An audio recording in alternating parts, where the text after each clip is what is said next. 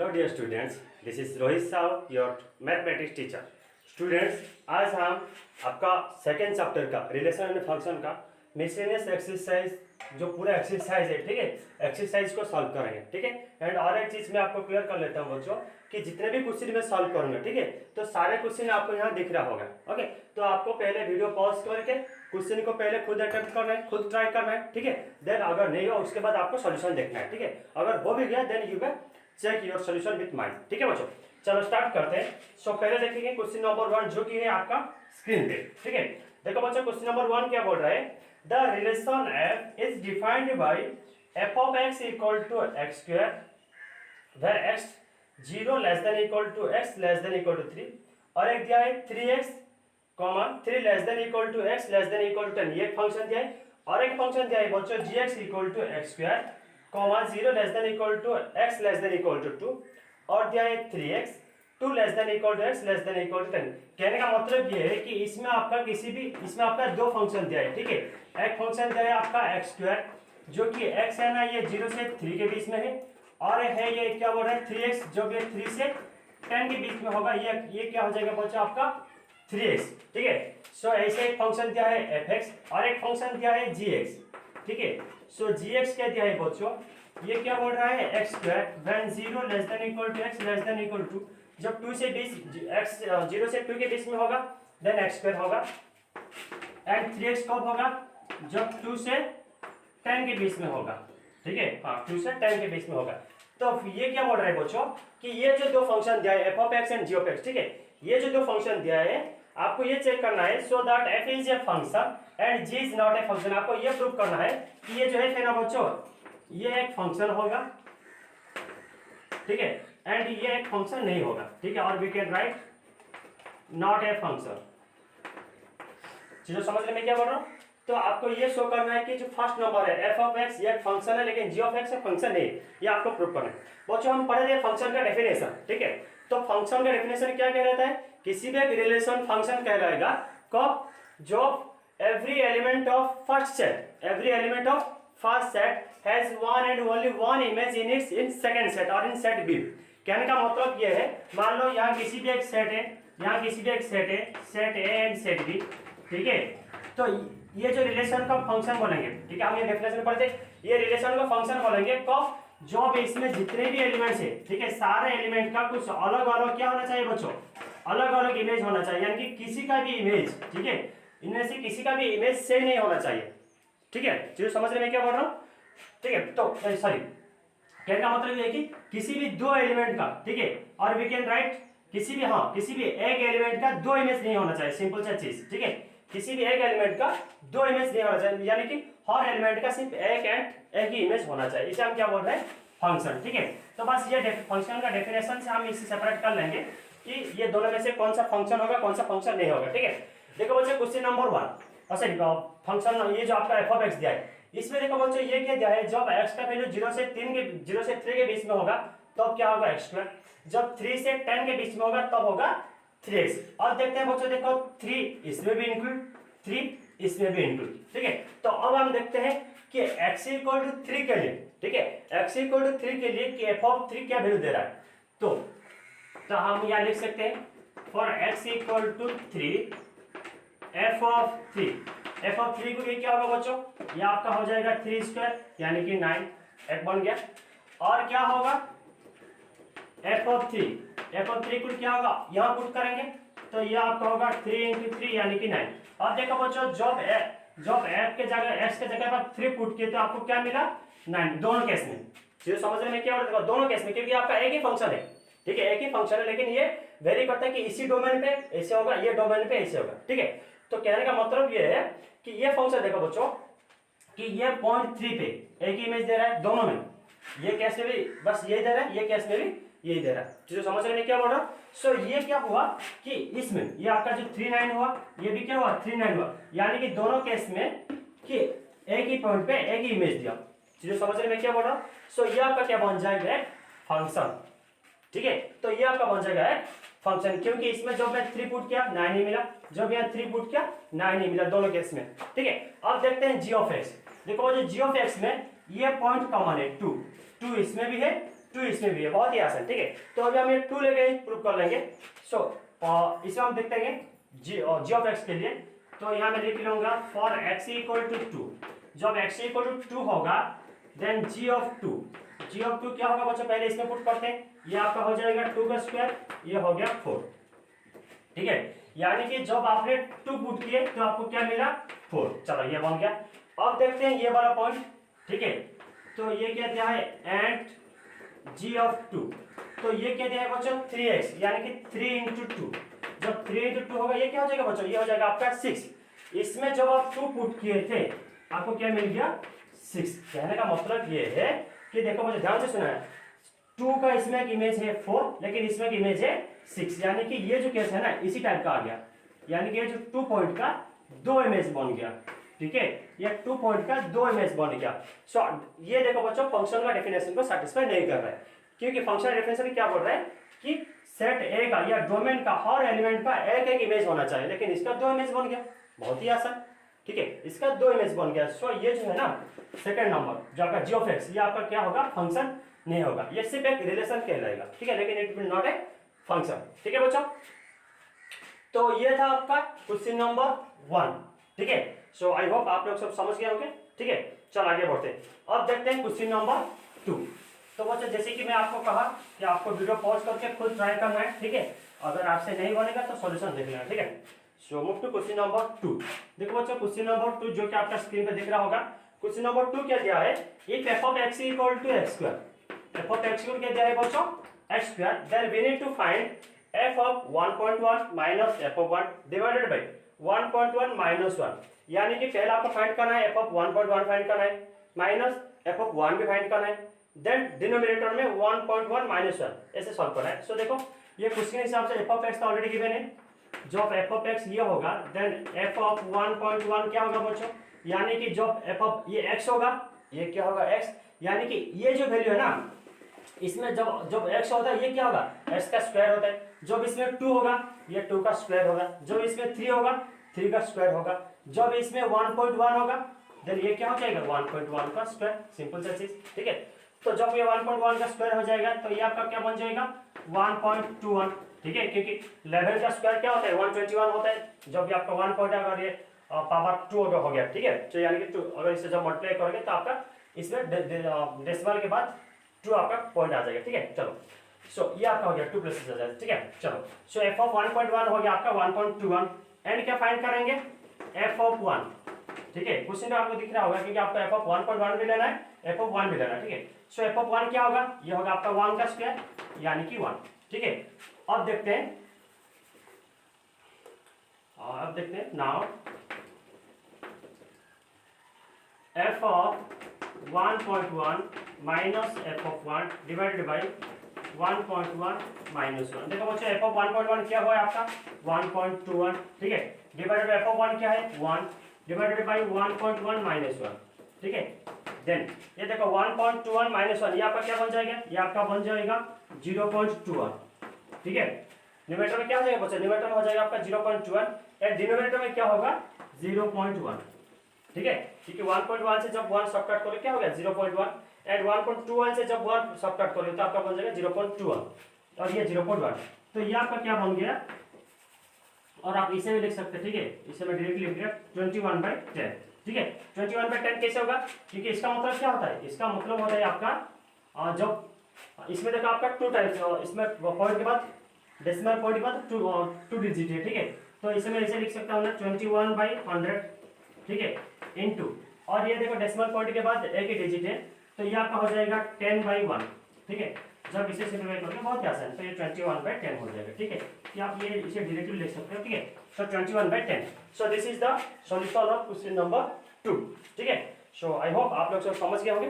ठीक है बच्चों, तो ये था क्वेश्चन नंबर 2 का सॉल्यूशन। अब देखते हैं question number 3। So before that please pause the video to note it down. ठीक है बच्चों, अब देखते हैं क्वेश्चन नंबर 3 जो कि आपका यहाँ स्क्रीन पे दिख रहा होगा। ठीक है, सो क्वेश्चन नंबर 3 क्या दिया है, find the domain of the function f of x equal to x² plus 2x plus 1 divided by x² minus 8x plus 12। देखो बच्चों ये जो फंक्शन है ना इसका हमें डोमेन फाइंड करना है। ठीक है, तो देखो ये एक रेशनल फंक्शन है। ठीक है, और ट्रू ये क्या दिया आपका f of x equal to ये गिवन है एफ ऑफ एक्स इक्वल ये है आपका x square plus 2x plus 1, ठीक है, divided by x square minus 8x minus 8x plus 1। देखो बच्चों जब ये वाला फंक्शन होगा इसमें क्या होना चाहिए, इसका जो डिनोमिनेटर है ना दैट शुडंट इक्वल टू 0, ठीक है, क्योंकि आपका रेशनल हो गया, ठीक है। तो ये जो रेशनल में क्या होगा इसका डिनोमिनेटर 0 नहीं होना चाहिए, ठीक है। सो इसका डिनोमिनेटर 0 नहीं होना चाहिए, यानी कि हियर ये क्या बोल रहा है एक्स स्क्वायर माइनस 8x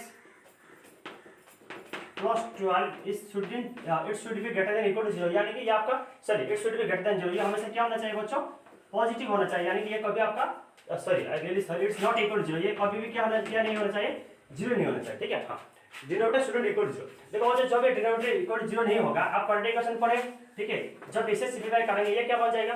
देखो बच्चों आपको ऐसे दो नंबर लेना है जो दोनों का मल्टीप्लिकेशन प्लस 12, ठीक है, जो दोनों का मल्टीप्लिकेशन प्लस 12 एंड जब वो दोनों का ऐड या सब्ट्रैक्ट करेंगे क्या मिलेगा -8, ठीक है।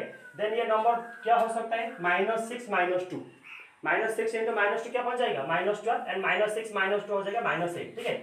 सो ये आपका बन जाएगा x square -6x -2x plus 12 is not equal to 0, ठीक है।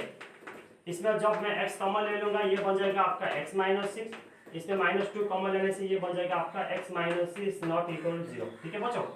तो आपका ये क्या बन जाएगा x -6 and x -2 is not equal to 0। इसका मतलब क्या है कि x is not equal to 6 and x is not equal to 2। चीज़ समझ रहे हैं क्या बोल रहा हूँ, x is not equal to 6 and x is not equal to 2। कहने का मतलब ये है कि ये जो फंक्शन है ना इसी केस में ये जो x जब x इक्वल टू 6 हो जाएगा एंड जब x इक्वल टू 2 हो जाएगा ये केस में डिफाइन नहीं होगा। ये समझ रहे हैं कि मैं क्या बोल रहा हूँ, क्योंकि जब x का वैल्यू 6 हो जाएगा, जब x का वैल्यू 6 हो जाएगा आपका जो डिनोमिनेटर है बच्चों ये आपका 0 हो जाएगा। चीज समझ रहे हैं क्या बोल रहा हूँ, आपका जो डिनोमिनेटर है ये आपका क्या हो जाएगा 0 हो जाएगा। सिमिलरली जब x इक्वल टू 2 हो जाएगा तो भी आपका क्या बन जाएगा 0 हो जाएगा। आप यहाँ चेक भी कर सकते हैं, ठीक है, ठीक है। हाँ सो आपका डोमेन क्या होना चाहिए बच्चों, आपका डोमेन में कुछ भी पुट कर सकते हो लेकिन आप 6 एंड 2 पुट नहीं कर सकते हो। चीजें समझ रहे हैं क्या बोल रहा हूँ, इसमें डोमेन में s के जगह पर कुछ भी पुट कर सकते हो but you can't put x equal to 6 और x इक्वल टू 6 और 2, ठीक है। तो ये आपका क्या बन जाएगा, यहाँ मैं लिख लेता हूँ। सो इसका डोमेन क्या हो जाएगा बच्चों, ये हो जाएगा आपका रियल नंबर -2,6, यानी कि ये जो आप 2 एंड 6 पुट नहीं कर सकते हैं लेकिन और बाकी दुनिया में जितने भी नंबर है, ठीक है, सारे रियल नंबर पुट कर सकते हो, ठीक है। So your domain will be r minus, ठीक है, डोमेन विल बी r -2,6, ठीक है। सो ये था आपका क्वेश्चन नंबर 3 का सॉल्यूशन, ठीक है बच्चों। अब देखते हैं question number 4। So I hope आप लोग समझ गए। सो प्लीज ये वीडियो को पॉज करके लिखना, ठीक है। चलो वेरी गुड, आगे बढ़ते हैं। अब देखते हैं क्वेश्चन नंबर 4। देखो बच्चों क्वेश्चन नंबर 4 आपको यहाँ स्क्रीन पे दिख रहा होगा। क्वेश्चन नंबर 4 क्या दिया है, find the domain and range of the real function f defined by f of x equal to under root x minus 1, f of x equal to under root x minus 1। अब देखो बच्चों ये क्या बोल रहा है, इसका डोमेन एंड रेंज आपको फाइंड करना है, ठीक है, इसका डोमेन एंड रेंज आपको फाइंड करना है। देखो बच्चों ये जो टर्म है, ठीक है, अंडर रूट x माइनस 1, तो देखो पहले इसका डोमेन फाइंड करते हैं। डोमेन यानी कि इनपुट, सिंपल दैट्स, यानी कि आप क्या क्या पुट कर सकते हो, ठीक है, वो होगा आपका डोमेन। अब देखो बच्चों इसका डोमेन क्या होना चाहिए, इसका डोमेन ये जो टर्म है ना x माइनस 1 ये हमेशा क्या होना चाहिए बच्चों, ग्रेटर देन इक्वल टू 0 होना चाहिए, क्योंकि ये जो टर्म है ना ये कभी भी, ये जो पूरा टर्म है ये कभी भी आपका मतलब 0 या नेगेटिव नहीं होना चाहिए। जब अंडर रूट टर्म जब नेगेटिव हो जाएगा सो अंडर रूट ऑफ सब नेगेटिव टर्म वो आपका क्या हो जाएगा, एक कॉम्प्लेक्स हो जाएगा। लेकिन आपका क्वेश्चन में क्या दिया है, क्वेश्चन में ये एक रियल फंक्शन, आप क्वेश्चन देख रहे होंगे, find the domain and range of the real function, आपने रियल फंक्शन फाइंड कर रहे हो, ठीक है। तो जब ये जो अंडर रूट टर्म जब नेगेटिव हो जाएगा, जैसे कि under root -1, under root -2, under root -3, ये सब क्या है, कॉम्प्लेक्स नंबर है, इमेजिनरी नंबर, ठीक है। लेकिन we are dealing with real function here. So real function होने के लिए क्या होना चाहिए बच्चों, ये जो अंडर रूट टर्म है ना ये आपका पॉजिटिव होना चाहिए और ग्रेटर देन इक्वल टू 0 होना चाहिए, ठीक है।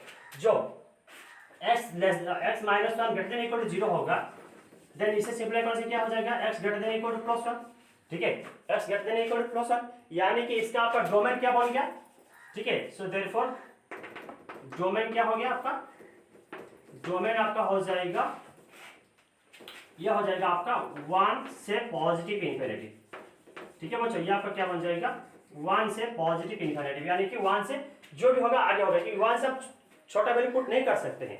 जब 1 से छोटा वैल्यू पुट करोगे, ये आपका मान लो आप 0 पुट कर लिए x के जगह पे, ये क्या हो जाएगा -1 हो जाएगा। तो अंडर रूट -1 एक इमेजिनरी नंबर है, that is not real function. ठीक है, जब x के जगह पे आप -2 पुट कर लिए, सो -2 -1 क्या बन जाएगा -3, वो भी आपका अंडर रूट के अंदर एक नेगेटिव टर्म आ गया। ठीक है, सो इसमें आपका डोमेन क्या होगा बच्चों, डोमेन आपका ये वाला टर्म हो जाएगा। ठीक है, डोमेन आपका हो जाएगा 1 एंड इनफिनिटी, 1 एंड इनफिनिटी। ठीक है, अब देखते हैं इसका रेंज। ठीक है बच्चों, रेंज में बस ऐसे एक ही लाइन का आपको लिख लेना है। रेंज देखो बच्चों, हम पढ़े थे रेंज यानी कि h y, ये वाला टर्म। ठीक है, यानी कि आपको क्या आउटपुट मिलेगा, आपको क्या आउटपुट मिलेगा। सुनो बच्चों, अंडर रूट के, ठीक है, रूट के अंदर जो भी टर्म है, ठीक है, रूट के अंदर जो भी टर्म है, ये आपको क्या इसमें आप क्या वैल्यू देगा, पॉजिटिव वैल्यू देगा। जो समझ रहे मैं क्या कर रहा हूँ, इसमें आपको क्या वैल्यू देगा, एस के जगह पे जो भी वैल्यू पुट करिए, आपका जो अंडर रूट के अंदर है ना, वो जो टर्म आपको क्या पॉजिटिव देगा, यानी कि आपका 0 भी हो सकता है या 0 से ज्यादा भी हो सकता है। ठीक है, सो इसमें रेंज आपका क्या होगा r प्लस, ओके, और यू में राइट 0 टू पॉजिटिव इंफिनिटी। ठीक है बच्चों, 0 टू पॉजिटिव इंफिनिटी, तो ये आपका बन जाएगा रेंज, ये जो ये पर्टिकुलर ये क्वेश्चन का रेंज। ठीक है, सो आई होप आप लोग सब समझ गए होंगे। ओके, सो अब देखते हैं क्वेश्चन नंबर 5। ठीक है, सो प्लीज बच्चे आपको लिख लेना। ठीक है, चलो क्वेश्चन नंबर 5 देखते हैं। देखो बच्चों, क्वेश्चन नंबर 5 क्या दिया है, जो कि आपको यहाँ क्वेश्चन पे यहाँ स्क्रीन पे दिख रहा होगा। Number 5 says that find the domain and range of the real function f defined by f of x equal to mod x minus 1। ठीक है, f of x equal to mod x minus 1। देखो बच्चों, f of x इसमें क्या दे दिया कि modulus of x minus 1। आपको ये पता है कि मॉडुलस के अंदर, ठीक है, मॉडुलस के अंदर जो वैल्यू है ना, ये हमेशा क्या आता है, पॉजिटिव आता है। सो मुझे बोलो इसमें आपका डोमेन क्या होगा, यानी कि x के अंदर, ठीक है, इसमें s के जगह पे आप क्या क्या पुट कर सकते हो, कुछ भी। ठीक है, s के जगह पे आप कुछ भी पुट कर सकते हो, क्योंकि इसमें कुछ रेस्ट्रिक्शन नहीं है। ठीक है, तो आपका डोमेन क्या हो जाएगा बच्चों, इसमें आपका डोमेन हो जाएगा सारे रियल नंबर। ठीक है, आपका डोमेन हो जाएगा इसमें सारे रियल नंबर, एंड इसका रेंज क्या होगा बच्चों, देखो रेंज यानी कि देखो ये आपका क्या हो गया, मॉडुलस। मॉडुलस यानी कि इसके अंदर जो भी वैल्यू है, चाहे वो पॉजिटिव या नेगेटिव जो भी है, ये हमेशा आपको क्या दे देगा बच्चों, पॉजिटिव, यानी कि इसका रेंज क्या हो जाएगा r प्लस। बहुत ही आसान। ठीक है, इसका रेंज क्या हो जाएगा बच्चों, r प्लस, यानी कि और वी कैन से आप 0 से पॉजिटिव इंफिनिटी, 0 से पॉजिटिव इंफिनिटी। ठीक है बच्चों, सो ये हो जाएगा पर्टिकुलर ये फंक्शन का रेंज, क्योंकि s के जगह पे आप कुछ भी पुट कर सकते हो, वो रियल नंबर हो सकता है, लेकिन जो भी पुट करो ये जो पूरा वैल्यू आपका पॉजिटिव ही देगा, क्योंकि मॉडुलस फंक्शन। ठीक है, मोड फंक्शन हम ऑलरेडी डेफिनेशन पढ़े थे। ठीक है, सो रेंज क्या हो जाएगा इसका, पॉजिटिव रियल नंबर। ओके, चलो वेरी गुड, आगे बढ़ते हैं। ये था बच्चों आपका क्वेश्चन नंबर 5। ठीक है, अब देखते हैं क्वेश्चन नंबर 6, जो कि आपको यहाँ स्क्रीन पर दिख रहा होगा। ठीक है, चलो क्वेश्चन नंबर 6 देखते हैं बच्चों। देखो ये क्या दिया है, let f equal to x comma x square by 1 plus x square such that x belongs to R be a function from R into R, determine the range of f। अच्छा, इसमें आपको क्या फाइंड करना है बच्चों, इसका range find करना है। ठीक है, ये जो पर्टिकुलर क्वेश्चन का रेंज, इसमें आपको क्वेश्चन क्या दिया है बच्चों, इसमें f इक्वल दिया है x comma x square by 1 plus x square. ठीक है, एंड ये जो x क्या है, ये एक रियल नंबर। ठीक है बच्चों, अच्छा चलो, तो इसमें आपको क्या फाइंड करना है, रेंज। रेंज यानी कि आउटपुट, बहुत ही आसान आउटपुट, यानी कि आपने क्या इनपुट करे वो नहीं पूछ रहे, आपने आपको क्या मिलेगा वही पूछ रहे। ठीक है, देखो बच्चों इसमें x क्या है, x रियल नंबर है, यानी कि x के जगह पे कुछ पुट कर सकते हो, कुछ भी रियल नंबर, चाहे रैशनल इरेशनल कुछ पुट कर सकते हो। ठीक है, अभी ध्यान से सुनना, अभी मुझे क्या चाहिए, रेंज, यानी कि इसमें ये वैल्यू क्या आएगा, जो आपने यहाँ तो वैल्यू पुट कर लिया ना, ये x के जगह पे कुछ भी ले लिए आप, 0 1 2 3 -1 -2 और 1.1 1.3 -1.5 कुछ भी पुट कर लिए। अभी बात रहा है कि सर ये वैल्यू क्या आएगा, अभी ध्यान से सुना बच्चों। देखो ये x का पावर क्या दिया है 2, इसमें भी x का पावर क्या दिया है 2। कहने का मतलब ये है कि ये जो वैल्यू, ये वैल्यू क्या आएगा, पॉजिटिव आएगा, क्योंकि किसी भी एक नंबर का पावर, ठीक है, जो इवन होगा, चाहे वो 2 4 6 8 जो भी इवन होगा, ये हमेशा ये वैल्यू आपका क्या आएगा बच्चों, पॉजिटिव आएगा। चीजों समझ रहे में क्या बोल रहा हूँ, सो ये जो न्यूमरेटर वाला टर्म हमेशा क्या आएगा, पॉजिटिव आएगा। अब देखो इसका डिनोमिनेटर, डिनोमिनेटर में क्या दिया है 1 प्लस एक्स स्क्वायर, यानी कि ये भी आपका हमेशा क्या आएगा बच्चों, पॉजिटिव आएगा। पॉजिटिव के साथ जब एक 1 ऐड करेंगे, 1 ही पॉजिटिव है ना, ये पॉजिटिव के साथ जब एक 1 ऐड करेंगे इसका डिनोमिनेटर में क्या आएगा, पॉजिटिव ही आएगा। ध्यान से सुनना मैं क्या बोल रहा हूँ। कहने का मतलब ये है कि इसका न्यूमरेटर भी पॉजिटिव आएगा, डिनोमिनेटर भी पॉजिटिव आएगा। यहाँ तक समझ गए, चलो वेरी गुड। और एक चीज देखना, देखो इसका न्यूमरेटर में है ओनली एक्स स्क्वायर, डिनोमिनेटर में है 1 प्लस एक्स स्क्वायर, ठीक है। इसमें ओनली एक्स स्क्वायर है, इसमें 1 प्लस एक्स स्क्वायर, यानी कि एक्स स्क्वायर के साथ, ठीक है, एक्स स्क्वायर के साथ और एक पॉजिटिव टर्म ऐड हुआ है। चीजों समझ रहे मैं क्या बोल रहा हूँ, यानी कि न्यूमरेटर के साथ, ये आपका न्यूमरेटर है ना, न्यूमरेटर के साथ और एक पॉजिटिव टर्म भी ऐड हुआ है। कहने का मतलब ये है कि इसका जो डिनोमिनेटर है ना बच्चों, ये हमेशा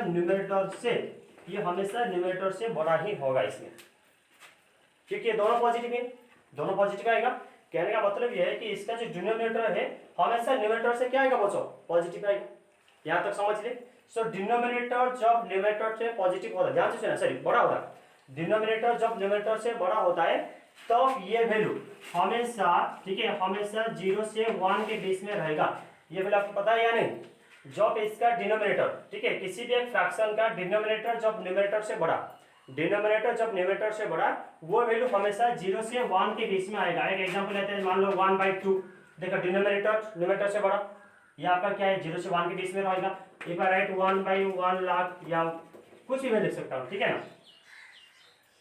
तो अगर मैं लिखूँ 1/1 लाख, ये देखो इसका डिनोमिनेटर न्यूमरेटर से बड़ा, ये भी इसका वैल्यू क्या है, इसका वैल्यू क्या है 0.00001, जो वैल्यू 0 से 1 के बीच में रहेगा। चीजों समझ रहे मैं क्या बोल रहा हूँ, बहुत ही आसान है बच्चों, ठीक है। सो कहने का मतलब ये है, जब आप इसमें अगर सपोज मान लो आपने कुछ डेसिमल पॉइंट पुट किए, डेसिमल पॉइंट पुट करने से भी आपका डिनोमिनेटर में क्या आएगा, बड़ा आएगा, ठीक है। यानी कि इसका डिनोमिनेटर न्यूमरेटर से हमेशा ज्यादा ही होगा। जब ये वाला कंडीशन हो जाएगा देन इसका रेंज क्या हो गया बच्चों, बहुत ही आसान, इसका रेंज 0 से 1 के बीच में हो गया। ध्यान से सुना, 0 से 1 के बीच में हो गया। अभी बात रहा सर क्या ये 0 के इंक्लूड करेगा, हाँ करेगा। देखो बच्चों x क्या बोल रहा है, रियल नंबर बोल रहा है, x क्या बोल रहा है, रियल नंबर। जब x आपका रियल नंबर हो जाएगा देन x की जगह में मैं 0 भी पुट कर सकता हूँ। 0 आपका क्या होता है, वो भी 0 भी एक रियल नंबर है ना।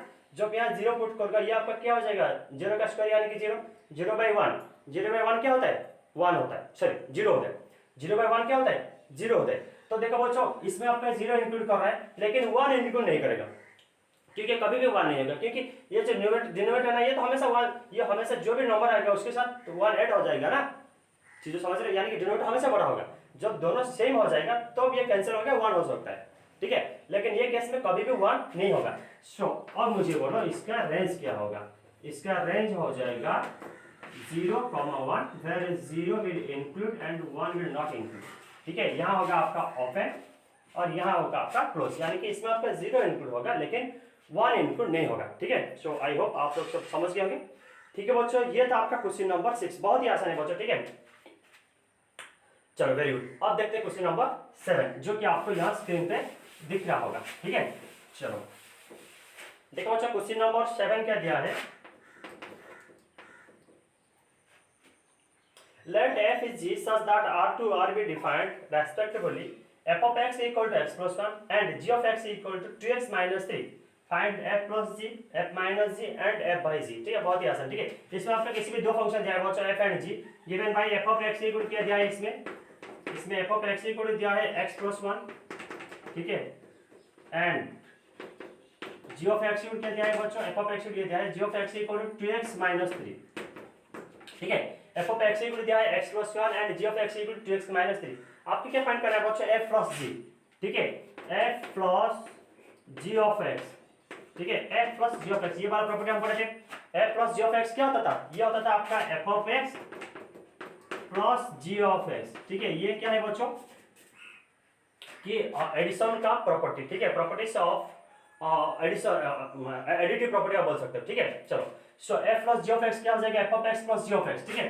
देन इसमें f of x आपका क्या हुआ है बच्चों, x plus 1 प्लस, ठीक है, एंड g of x क्या है 2x plus 3, sorry 2x minus 3, ये आपका क्या बन जाएगा x plus 2x 3x, ठीक है, एंड 1 minus 3 ये हो जाएगा आपका -2, ठीक है, 3x minus 2 ये आपका बन गया f plus g का f plus g of x। अब देखते हैं f minus g of x, बस इसी टाइप का ही f minus g of x, ये क्या हो जाएगा बच्चों, ये आपका बन जाएगा f of x minus g of x, ठीक है।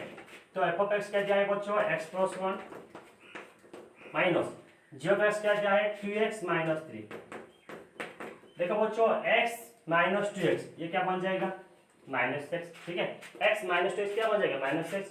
1 minus of minus 3, minus of minus 3 क्या बन जाएगा प्लस 3, प्लस 3 ये 1 ये बन जाएगा आपका प्लस 4, ठीक है। बहुत ही आसान, ठीक है। चलो वेरी गुड, आगे बढ़ते हैं। एंड क्या फाइंड करना है f by ji of x, ठीक है। इसका मतलब क्या होता है, ये होता है आपका f of x divided by ji of x. लेकिन इसमें कंडीशन आता है बच्चों कि आपका ये जो डिनोमिनेटर है ना it shouldn't be equal to 0, ये आपका 0 नहीं होना चाहिए, ठीक है। सो देखते हैं क्या ये 0 होगा या नहीं, ठीक है। So F of X by ji of X, F of x क्या दिया है बच्चों, ये दिया है आपका x प्लस 1 डिवाइडेड बाई ये क्या दिया है 2x माइनस 3। अब देखो बच्चों ये भी सैटिस्फाई कर रहा है 2x minus 3 is not equal to 0, ठीक है। ये चीज आपको लिखना है, ठीक है। सो ये था आपका क्वेश्चन नंबर 7 का सॉल्यूशन, ठीक है। सो आई होप आप लोग सब समझ गए होंगे, ठीक है बच्चों। सो प्लीज ये वीडियो को पॉज करके ये सारी चीज लिख लेना, ठीक है। चलो आगे बढ़ते हैं। अब देखते हैं क्वेश्चन नंबर 8, ठीक है। सो यहाँ आपको क्वेश्चन दिख रहा होगा क्वेश्चन नंबर 8। सो वीडियो बच्चों मैं फिर से बोल रहा हूँ आपको बस वीडियो पॉज करके पहले एक बार ट्राई करो, ठीक है। अगर नहीं हुआ तो सॉल्यूशन देखना, ठीक है। चलो वेरी गुड, देखते हैं क्वेश्चन नंबर 8। देखो बच्चों क्वेश्चन नंबर 8 क्या दिया है, let f equal to 1 1 2 3 0 -1 -1 -3 be a function from z to z defined by f of x equal to x plus b for some integers a and b, determine a and b। आपको a and b का value find करना है, ठीक है। And इसमें जो function है ना ये क्या दिया है बच्चों, f इक्वल टू ये जो आपका फंक्शन दिया है ये दिया है 1,1 एंड क्या दिया है 2,3, ठीक है। एंड ये आपका 0,-1 एंड ये क्या दिया है -1, -3, ठीक है। ये वाला दिया है, ओके। एंड फंक्शन ये है आपका, और ये फंक्शन कैसे डिफाइन हुआ है, f of x equal to x plus B, ठीक है। F of x equal to x plus B. ध्यान से देखना बच्चों, जब मैं एफ इक्वल टू ये वाला टर्म लिखूं, ठीक है, ये जब सारा ऑर्डर पेयर का जो कलेक्शन लूं इसका मतलब क्या है, ये आपका क्या है इनपुट, ये आपका आउटपुट। और वी कैन से आपने 1 पुट किया एक्स के जगह पे आपको y में क्या मिला 1 मिला।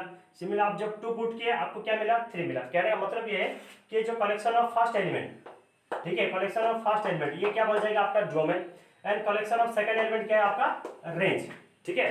सो और ये जो है ना इसी फंक्शन से डिफाइन हुआ है, ये वाला फंक्शन से डिफाइन हुआ है, ठीक है।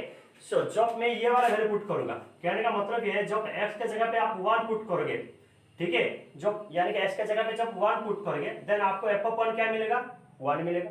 सिमिलर जब s के जगह पे 2 पुट करोगे f ऑफ 2 क्या मिलेगा बच्चों 3।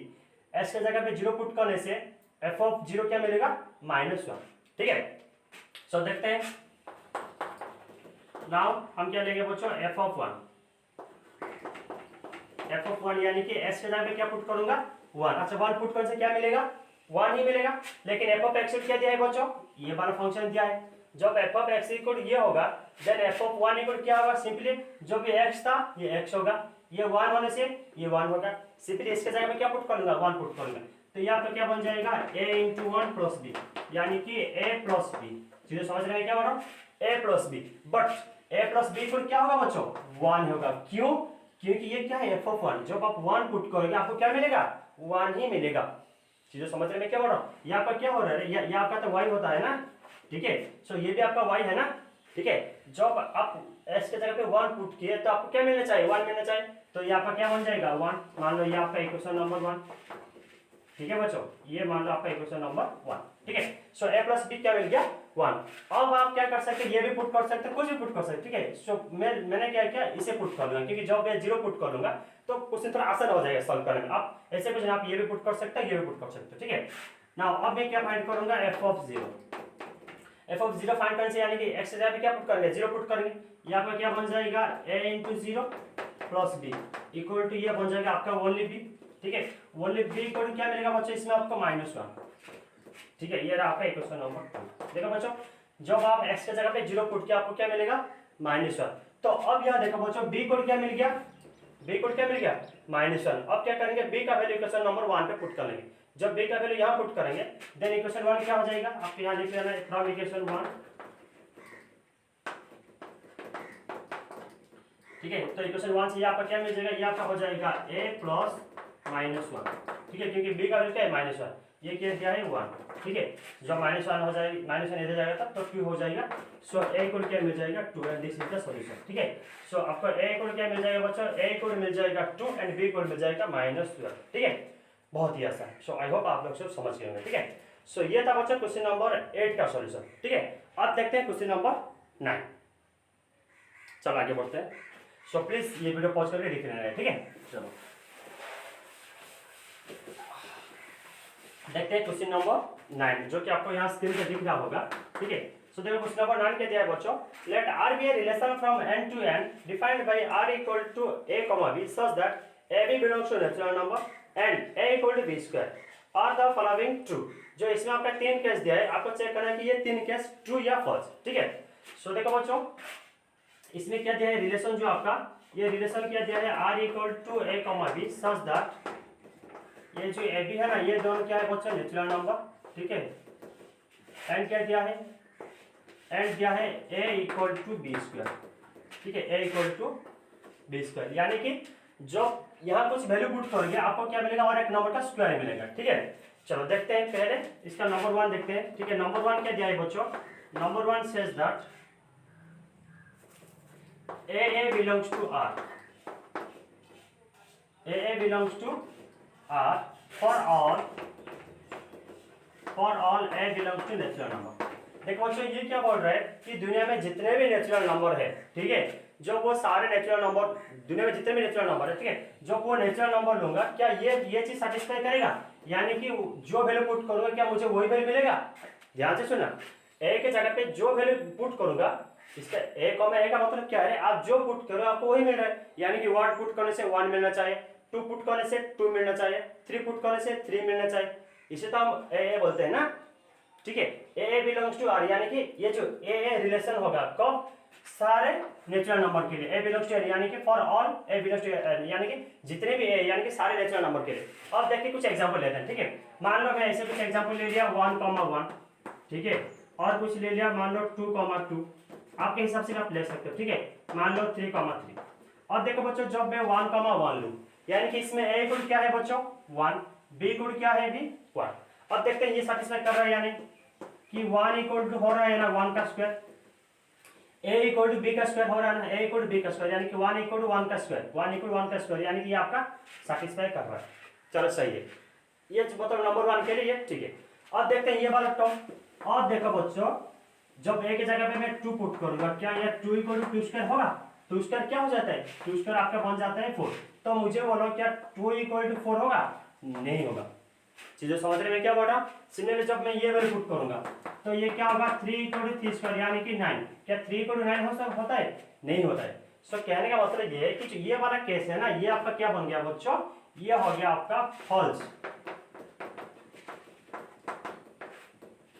ये समझ रहे हो, ये फॉल्स, क्योंकि सारे नेचुरल क्या दिया, for all A belongs to N, सारे नेचुरल नंबर के लिए ये जो a, रिलेशन नहीं होता है। बहुत ही आसान, ठीक है। सो ये था आपका बिट नंबर 1 का आंसर। सो बिट नंबर 1 का आंसर क्या हो जाएगा बच्चों, फॉल्स, ठीक है।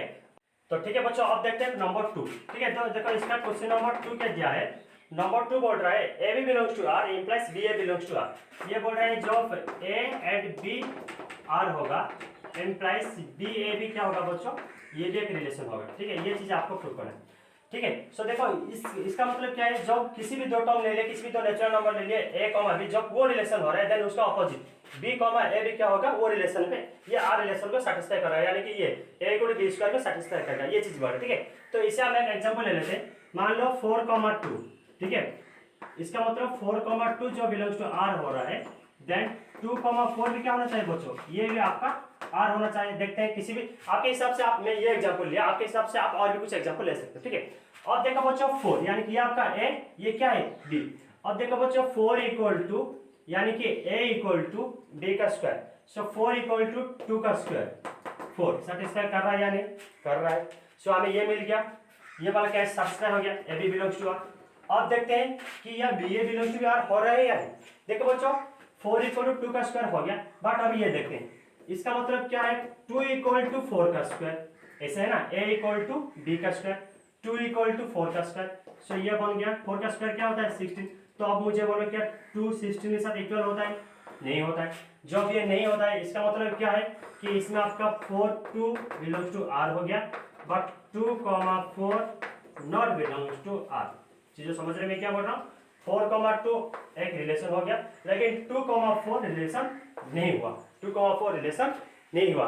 देयरफॉर इसमें ये क्या हो गया कि आपका a b रिलेशन हुआ, बट b a रिलेशन नहीं हुआ। जब ये नहीं होगा देन ये वाला केस भी क्या हो जाएगा बच्चों? ये भी आपका हो जाएगा फॉल्स। चीज समझ रहे हैं क्या बोल रहा हूं? ये भी क्या हो जाएगा? फॉल्स। ये था आपका नंबर सेकंड बिट। ठीक है, चलो वेरी गुड। अब देखते हैं इसका थर्ड बिट क्या दिया है।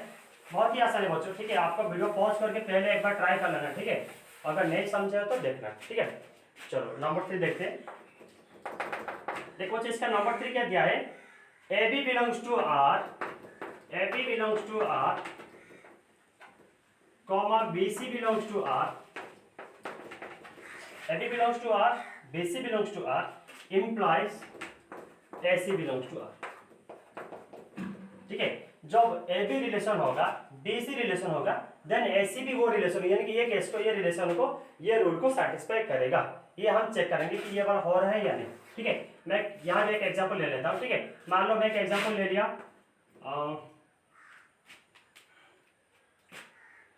ऐसे कुछ ले लिया। सपोज मैं यहाँ लिख रहा हूँ 16। ठीक है, 16,4। ठीक है, 16,4। ठीक है, और एक लिख लिया और मान लो 4,2। ठीक है, सो देखो मैं यहाँ बिलोंग्स लिख लेता हूँ। मैं एक एग्जांपल ले लिया कि 16,4 belongs to R and 4,2 belongs to R. ध्यान से देखना बच्चों, मैंने क्या किया कि 16,4 belongs to R, 4,2 belongs to R. जब ये दोनों होगा, ठीक है, जब ये a b belongs to R, b देखो बच्चों ये b ये दोनों आपका सेम होना चाहिए। देखो इसमें भी मेरा ये दोनों सेम है। जो समझ रहे मैं क्या बोल रहा हूँ? सो ये क्या बोल रहा है, जब a b belongs to R and b c belongs to R, then आपको implies a c belongs to R होना चाहिए। सो इसमें क्या हो गया बच्चों, मैंने बस एक ले लिया कि 16,4 belongs to R, 40 belongs to R. जब ये केस पे, ठीक है, जब ये केस पे 16,2 यानी कि AC यानी कि फर्स्ट एंड लास्ट। ठीक है, AC 16,2, मुझे ये चेक करना है कि क्या इसमें 16,2 भी बिलोंग्स टू आर हो रहा है या नहीं। जब ये आपका हो गया तो ट्रू, जब नहीं हुआ फॉल्स। बहुत ही आसान। तो चेक करते हैं। देखो बच्चा 16,4 यानी कि 16 equal to a equal to b का स्क्वायर है ना, 16 इक्वल टू 4 का स्क्वायर। सो ये वाला सेटिस्फाई कर रहा है या नहीं? सो ये हो गया कि 16,4 बिलोंग्स टू आर, ये चीज सेटिस्फाई कर रहा है। अब देखते हैं ये क्या है, 4 इक्वल टू 2 का स्क्वायर यानी कि 4। ठीक है, सो 4 इक्वल टू 4, ये भी सेटिस्फाई कर लिया। ठीक है, सो ये भी हो गया 4,2 बिलोंग्स टू आर, यानी कि A B belongs to R भी हो गया, B C belongs to R. अब देखते हैं A C belongs to R, यानी कि 16,2 बिलोंग्स टू आर। देखो बच्चों, जब ये 16 लिखूंगा यहाँ इक्वल टू 2 का स्क्वायर, 2 का स्क्वायर क्या होता है बच्चों 4। तो मुझे बोलो क्या 16 इक्वल टू 4 होगा? नहीं होगा। तो समझ रहे मैं क्या बोल रहा हूँ? 16 इक्वल 4 होगा क्या? नहीं होगा। जब 16 इक्वल 4 नहीं होगा, 16 आपका क्या है a, 4 और 2 क्या है 6। सो जब 16 इक्वल टू 4 नहीं होगा तो 16,2 बिलोंग्स टू आर भी पॉसिबल नहीं है। तो समझ रहे हो? सब याद देखो, A B belongs to R हो रहा है, B C belongs to R हो रहा है, but A C belongs to R नहीं हो रहा है। सो ये वाला केस में क्या हो जाएगा बच्चों, ये भी आपका बन जाएगा फॉल्स। ठीक है, सो ये केस भी हो जाएगा फॉल्स। सो आई होप आप लोग सब समझ गए होंगे। बहुत ही आसान है बच्चों। सो प्लीज वीडियो को पॉज करके ये लिख लेना। ठीक है, चलो आगे बढ़ते हैं। आप देखते हैं क्वेश्चन नंबर 10। देखो बच्चों, क्वेश्चन नंबर 10 क्या दिया है, आपको यहाँ स्क्रीन पे दिख रहा होगा। ठीक है, ये रहा आपका क्वेश्चन नंबर 10। देखो ये क्या है, let a equal to 1 2 3 4, b equal to 1 5 9 11 15 16 and f equal to 1 5 2 9 3 1 4 5 2 11 और द फॉलोइंग ट्रू। इसमें भी आपका दो केस दिया है। ठीक है, आपको देखना है कि ये जो दो केस में, ठीक है, कि ये दो केस में इसमें से कौन सा ट्रू हो रहा है या फॉल्स हो रहा है, कि आपको चेक करना है। ठीक है, justify your answer in each case. इस केस में आपको इसका आंसर को जस्टिफाई भी करना है। ठीक है, सो देखो बच्चों, a इक्वल क्या दिया है, इसमें a इक्वल दिया है 1 2 3 4। ठीक है बच्चों, एंड b इक्वल क्या दिया है, a इक्वल 1 2 3 4, b इक्वल दिया है 1 5 9 1 5 9 11 15 16, ठीक है, ये वाला वैल्यू दिया है, ठीक है, 16, ठीक है। और f क्या दिया है बच्चों, इसमें f है आपका 1,5 2,9 3,1, ठीक है, और क्या दिया है 4 5 और दिया है 2 11, ठीक है। सो अभी नंबर 1 देखो बच्चों, नंबर 1 क्या दिया है, number 1 says that f is a relation from a to b, ये क्या दिया है, f is a relation from a to b, ठीक है। तो ये चेक करना है, f is a relation from a to b, ये वैल्यू इसमें चेक करना है बच्चों। देखो f is a relation from a to b, देखो बच्चों रिलेशन होने के लिए क्या होना चाहिए, रिलेशन का डेफिनेशन क्या होता था, relation is nothing but it should B A subset of Cartesian product of any two set, किसी भी दो सेट का, ठीक है, किसी भी दो सेट का कार्टेशियन प्रोडक्ट का सबसेट होना चाहिए रिलेशन, ठीक है, सबसेट होना चाहिए, सबसेट यानी कि इसका रिलेशन का सारा एलिमेंट, ठीक है, रिलेशन का सारा एलिमेंट ये ए एंड बी का कार्टेशियन प्रोडक्ट के अंदर रहना चाहिए, ठीक है, इसे हम क्या बोलते हैं, एक रिलेशन। देखते हैं बच्चों ये जो एफ है ना कि एक रिलेशन बन रहा है या नहीं। अब देखो बच्चों एफ इक्वल क्या है, ये वाला टर्म, ध्यान से सुनो। अब देखते हैं ये जो एफ का, ठीक है। अच्छा और एक चीज आपको ये सॉल्व करने के लिए ये ए एंड बी का पूरा कार्टेशियन प्रोडक्ट लिखना है, यानी क्या क्या होगा 1 1 1 5 1 9 1 11 1 15 1 16, सिमिलरली 2 1 2 5 2 9, ऐसे पूरा आपको लिखना है, ठीक है। आप लिख भी कर सकते हो, बिना लिखे हुए कैसे कर सकते हैं, देखो ये आपका फंक्शन दिया है, ये फंक्शन का सारे फर्स्ट एलिमेंट देखो, कलेक्शन ऑफ फर्स्ट एलिमेंट देखो, ठीक है। सो कलेक्शन ऑफ फर्स्ट एलिमेंट क्या होना चाहिए, फर्स्ट सेट का एलिमेंट होना चाहिए, कलेक्शन ऑफ सेकंड एलिमेंट्स क्या होना चाहिए, सेकंड सेट का एलिमेंट होना चाहिए, ठीक है।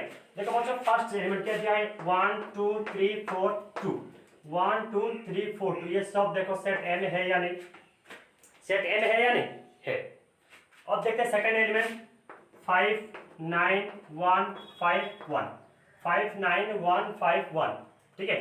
देखो इसमें है 5 9 1 5 1, देखो इसका सेकंड एलिमेंट का भी सारे, ठीक है, ऑर्डर पेयर का जितने भी कलेक्शन ऑफ सेकंड एलिमेंट ये सब क्या है, सेट बी में है, यानी कि सेकंड सेट में है। चीजें समझ रहे हैं क्या बोला, तो मुझे बोलो क्या ये एफ, इसका एक ये जो एफ है ना, ये आपका ए क्रॉस बी का एक सबसेट होगा या नहीं, जरूर होगा, क्योंकि ये जो ऑर्डर पेयर के जितने भी एलिमेंट है ना, इसका जब भी कलेक्शन ऑफ जब फर्स्ट एलिमेंट लेंगे वो सारे सेट ए में है, कलेक्शन ऑफ सेकंड एलिमेंट जब लेंगे ये आपका सेट बी में है, ये आपका नॉट 1 बेटा, ये आपका 11, ठीक है, 111 इसमें है, ठीक है। तो समझ रहे हैं क्या बोल रहा हूं। सो अभी ये क्या बन गया, f is the subset of a cross b, सो जब भी एक सबसेट बन जाएगा therefore f is a relation from a to b, जब ये सबसेट बन जाएगा देन ये क्या बन जाएगा, रिलेशन। सो जो आपका बिट नंबर 1 है ये आपका हो गया ट्रू, ठीक है बच्चों, बिट नंबर 1 क्या हो गया ट्रू। अब देखते हैं नंबर 2, नंबर 2 क्या दिया है, f is a function from f to, ये क्या दिया है, f is a function from a to b, function from a to b, ठीक है बच्चों। देखो बिट नंबर 2 पे आपको चेक करना है कि ये जो f है ना, कि ये a से b a to b में एक फंक्शन हो रहा है, ये आपको चेक करना है कि ट्रू या फॉल्स। देखो बच्चों फंक्शन होने के लिए क्या होना चाहिए, जैसे कि आप आई थिंक क्वेश्चन नंबर 1 पे ये डेफिनेशन हम यूज किए थे, ठीक है। सो फंक्शन का डेफिनेशन क्या बोल रहा है कि सेट ए में या फर्स्ट सेट में जितने भी एलिमेंट है, सारे एलिमेंट्स का एक इमेज होना चाहिए, सबका एक ही इमेज, किसी का भी एक से ज्यादा इमेज नहीं होना चाहिए। और we can say there shouldn't be no two order pair have same first element, किसी भी दो ऑर्डर पेयर का फर्स्ट एलिमेंट सेम नहीं होना चाहिए। फंक्शन का और एक डेफिनेशन ये जो था, ठीक है, किसी भी दो ऑर्डर पेयर का फर्स्ट एलिमेंट सेम नहीं होना चाहिए। जब सेम नहीं होगा तब हम उसे क्या बोलेंगे, वो रिलेशन हम क्या बोलेंगे, फंक्शन, ठीक है। अब देखते हैं ये देखो बच्चों सॉरी, ये जो रिलेशन था देखते हैं ये रिलेशन फंक्शन होगा या नहीं। ध्यान से देखना बच्चों, इसमें मैं ये ऑर्डर पेयर को लिया एंड ये ऑर्डर पेयर को लिया, ठीक है, 2 9 को लिया एंड 2 11 को लिया। देखो बच्चों 2 9 पे 2 का इमेज क्या है 9, 2 11 पे 2 का इमेज क्या है 11।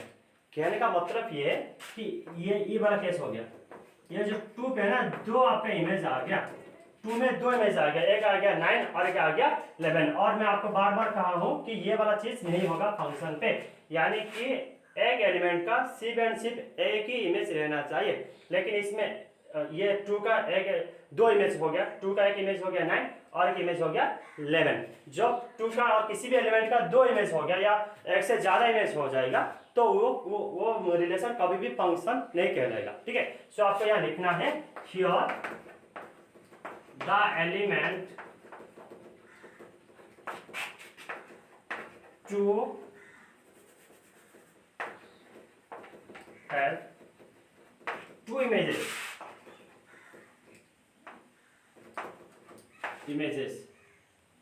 टू इमेजेस क्या क्या है 9 and 11, two images 9 and 11 therefore it is not a function, चलिए समझ रहे बच्चों मैं क्या बोल रहा हूँ। सो ये कभी भी फंक्शन नहीं होगा क्योंकि एक एलिमेंट 2 का, ठीक है, एक एलिमेंट 2 का दो इमेज हो गया 9 एंड 11। सो किसी भी एलिमेंट का एक से ज्यादा इमेज नहीं होना चाहिए, सबका एक एक ही इमेज होना चाहिए। ठीक है, तो ये आपका क्या होगा बच्चों, ये आपका फंक्शन नहीं होगा। ठीक है, सो आई होप आप लोग सब समझ गए होंगे। ठीक है बच्चों, हाँ, तो ये था आपका question number 10। So please video pause करो एंड क्वेश्चन नंबर इसके बाद हम 11 देखेंगे। ठीक है, so please pause the video to note it down. देखो बच्चों, आप क्वेश्चन नंबर 11 देखते हैं। ठीक है, सो क्वेश्चन नंबर 11 क्या दिया है, जो कि आपको यहाँ स्क्रीन पे क्वेश्चन दिख रहा होगा। ये क्या दिया है, let f be the subset of z cross z defined by f equal to ab, a plus b such that ab belongs to z is a function from z to z, justify your answer। देखो बच्चे, इसमें क्या दिया है, asset और relation क्या है f, ठीक है, जो क्या है ab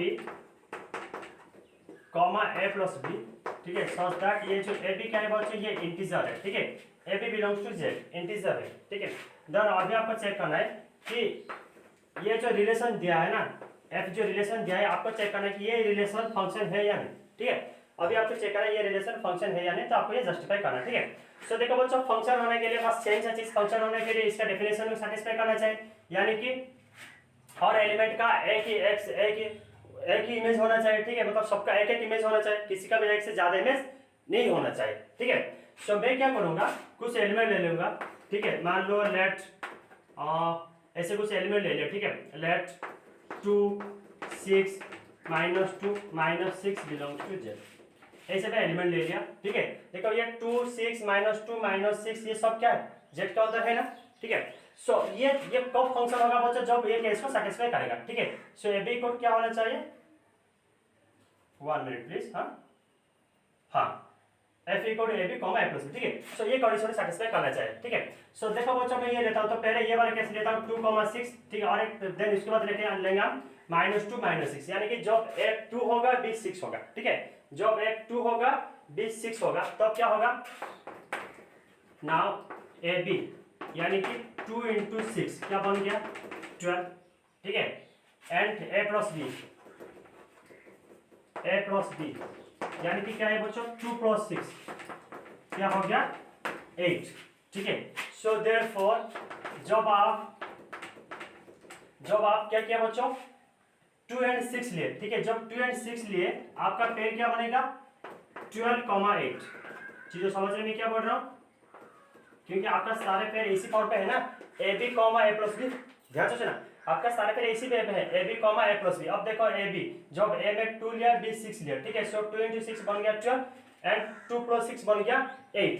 so A B comma A plus B क्या हो गया 12,8। सो ये एक ऑर्डर पेयर मिल गया। ठीक है, ये एक ऑर्डर पेयर मिल गया। हम और एक ऑर्डर पेयर के लिए ये लेंगे -2 -6। ठीक है, सो मैं यह लिख लेता हूँ अगेन ए बी यानी क्या बच्चों, -2 × -6। सो -2 × -6 क्या बन जाएगा बच्चों, +12 बनेगा। ठीक है, एंड ये आपका क्या है a प्लस बी यानी कि -2 + -6। ठीक है, सो -2 + -6 ये आपका क्या बन जाएगा बच्चों, ये हो जाएगा आपका -8। तो समझ में क्या बोल रहा हूँ, सो -2 + -6 ये बन गया आपका -8। अब देखो बच्चों, इसमें आपका ऑर्डर पेयर क्या बन गया, इसमें ऑर्डर पेयर बन गया 12, -8। ठीक है, 12, -8। और ध्यान से सुनना, जब आपका फर्स्ट टर्म 12 हो रहा है, तब आपको सेकंड टर्म क्या मिल रहा है, इसमें 8 मिल रहा है, ये केस पे 8 मिल रहा है। जब ये केस में फर्स्ट एलिमेंट 12 हो रहा है, सेकंड एलिमेंट आपको क्या मिल रहा है -8। कहने का मतलब ये वो सेम सा चीज हो गया ना, ये वाला केस हो गया। कि ये जो 12 पे आपको दो इमेज मिल गया, एक मिल गया +8 और एक मिल गया -8, और ये केस नहीं होना चाहिए फंक्शन के लिए। बहुत ही आसान, ये चीज फंक्शन के लिए नहीं होना चाहिए। सो आप ये भी लिख सकते हो, here the element 12 has two element, sorry 12 has two images 8 and -8, therefore this relation will not be a function. बस आपको ये लिख लेना है और कुछ नहीं। चीज समझ रहे मैं क्या बोल रहा हूँ? सो हमें क्या मिला कि ये जो आपका गिवन केस था, ठीक है, सो ये जो रिलेशन है ना, ये कभी भी फंक्शन नहीं होगा, इसी पे रिलेशन ही कहलाएगा। चीज समझ रहे मैं क्या बोल रहा हूँ? ठीक है बच्चों, सो ये था आपका क्वेश्चन नंबर 11 का सॉल्यूशन। ठीक है, अब देखते हैं क्वेश्चन नंबर 12, जो कि एक्सरसाइज का आई थिंक लास्ट नंबर है। ठीक है, सो बच्चों सारे क्वेश्चन को आपको वीडियो पॉज करके, ठीक है, देख लेना। ठीक है, चलो आगे बढ़ते हैं। देखो क्वेश्चन नंबर 12, क्वेश्चन नंबर 12 क्या दिया है, जो कि आपको यहाँ स्क्रीन पे दिख रहा होगा। Let a equal to 9 10 11 12 13 and let f such that a to n be defined by f of n equal to the highest prime factor of n, n का सबसे ज्यादा बड़ा prime factor. Find the range of f, इसमें आपको क्या लिखना है, f का रेंज लिखना है। ठीक है, सो देखो बच्चों a इक्वल टू क्या दिया है, ठीक है, a इक्वल टू है आपका 9 10 11 12 13 11 12 एंड 13। ठीक है, ये आपका a दिया है। ओके, एंड ये जो फंक्शन है ना, ये फंक्शन कैसे डिफाइन हुआ है, ये फंक्शन आपका डिफाइन हुआ है a से नेचुरल नंबर तक। ठीक है, a से n, ये a से नेचुरल नंबर तक जा रहा है। ठीक है, देन इसमें f ऑफ n क्या दिया है बच्चों, the highest prime factor of n। ठीक है, f ऑफ n क्या दिया है, highest prime factor of n।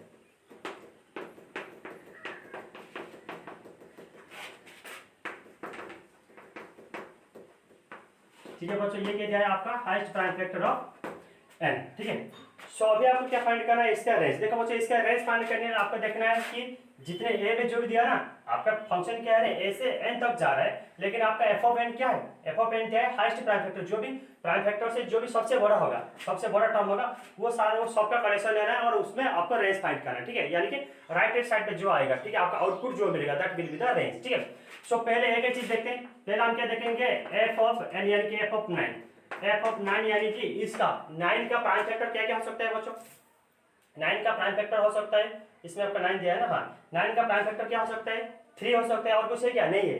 सो 9 का प्राइम फैक्टर क्या है बच्चों, 3 है। चीजें समझ रहे मैं क्या बोल रहा हूँ। सिमिलरली f ऑफ जब 10 लूंगा, f ऑफ 10 लेने से मुझे बस बोलो पहले प्राइम फैक्टर फाइंड करना है। ठीक है, सो f ऑफ 9 ये हो गया, f ऑफ 10 क्या होगा, ठीक है, यानी कि 10 का प्राइम फैक्टर, 10 का प्राइम फैक्टर क्या क्या हो सकता है बच्चों, इसमें 2 हो सकता है, 5 भी हो सकता है। 10 का प्राइम फैक्टर क्या हो सकता है, 2 हो सकता है, 5 भी हो सकता है, सॉरी, और 2 हो सकता है, 5 भी हो सकता है, लेकिन मुझे क्या फाइंड करना है, हाईएस्ट फाइंड करना है। चीजों समझ रहे हैं क्या बोल रहा हूँ। सो f ऑफ 10 इक्वल क्या होगा बच्चों, 5। f ऑफ 10 ये 2 मत लिख लिया, ठीक है, तुम समझने के लिए लिख लिया। सो f ऑफ 10 इक्वल क्या हो जाएगा आपका 5। f ऑफ 10 5 क्यों होगा, क्योंकि आपका 2,5 होता है। ठीक है, सिमिलरली जब मैं f ऑफ 11 लूंगा, सो f ऑफ 11 यानी क्या, 11 ये इटसेल्फ एक प्राइम नंबर। ठीक है, सो इसका हाईएस्ट प्राइम, इसका प्राइम फैक्टर क्या होगा, 11 होगा। ठीक है, सिमिलरली f ऑफ 12, सो देखो बच्चों f ऑफ 12 इसका प्राइम फैक्टर क्या हो सकता है, 2 हो सकता है, 3 हो सकता है। ठीक है, और कुछ होगा क्या, और कुछ नहीं। ठीक है, सो 12 दिया है ना, हाँ, सो ये इसका क्या हो सकता है, 2 एंड 3 हो सकता है। ठीक है, जब 2 और 3 हो सकता है तो इसका हाईएस्ट प्राइम फैक्टर क्या होगा, क्योंकि हमें हाईएस्ट से डील कर रहा है। ठीक है, 3 होगा। सिमिलरली आपका f ऑफ 13 क्या होगा बच्चों, ये 13 इटसेल्फ एक प्राइम नंबर है, और इसका हाईएस्ट प्राइम फैक्टर 13 ही होगा। चीजों समझने में क्या बोल रहा हूँ। तो अभी इसमें क्वेश्चन में आपको क्या फाइंड करना है, find the range of f। इसमें आपको क्या फाइंड करना है, f का रेंज, यानी कि आप ये सब क्या है, ये सब domain, collection of first element है, ये डोमेन, और ये सब क्या है बच्चों, ये सब है आपका रेंज। ये सब क्या है आपका रेंज, यानी कि इसका रेंज फाइंड करना है। तो ये सारा एलिमेंट होगा इसका रेंज। तो आपको यहाँ लिख लेना है, देयरफॉर रेंज इक्वल टू, ठीक है, सो रेंज इक्वल टू क्या हो जाएगा, 3 5 11 3 13। अच्छा, और एक चीज देखो बच्चों, इसमें आपका 3 हुआ था, इसमें भी एक 3 हुआ था। ये जो 3 को आपको 2 टाइम नहीं लिखना है, क्योंकि ये भी एक सेट है ना, सेट आपका वेल डिफाइंड होना चाहिए। इसके अंदर वो जो एलिमेंट, किसी भी एलिमेंट रिपीट नहीं होना चाहिए। ठीक है, सो इसमें आपका एलिमेंट क्या होगा, 3 5 11 13। ठीक है, सो ये आपका बन जाएगा 3 5 11 एंड 13। ठीक है, सो आपका क्वेश्चन बस यही दिया ना, हाँ ये दिया। ठीक है, सो ये हो गया बच्चा आपका कि ये जो क्वेश्चन का रेंज 3 5 11 13। ठीक है, सो बच्चों ये था पूरा मिसलेनियस एक्सरसाइज का सॉल्यूशन, जो कि आपका सेकंड चैप्टर है, रिलेशन एंड फंक्शन। ठीक है, सो आई होप आप लोग सब समझ गए होंगे। सो बच्चों, अगर आपको मेरा पढ़ाना, अगर मेरा टीचिंग एंड मेरा वीडियो सब कुछ अगर अच्छा लग रहा है, सो प्लीज़ मेरे चैनल को सब्सक्राइब करो एंड आप लोग के फ्रेंड लोग के साथ शेयर करो। अभी जैसे सिचुएशन हुआ है, ठीक है, वर्ल्ड में जो पेंडेमिक सिचुएशन चल रहा है कोविड-19 का, ठीक है, सो सारे बच्चे घर पे है, तो ये वीडियो को शेयर करो जैसे कि ये इंडिया का सारे बच्चे के पास जैसे कि पहुंचे एंड सब कुछ घर बैठे बैठे सब कुछ जान पाए, ठीक है। So please subscribe to my and share to my channel. Thank you.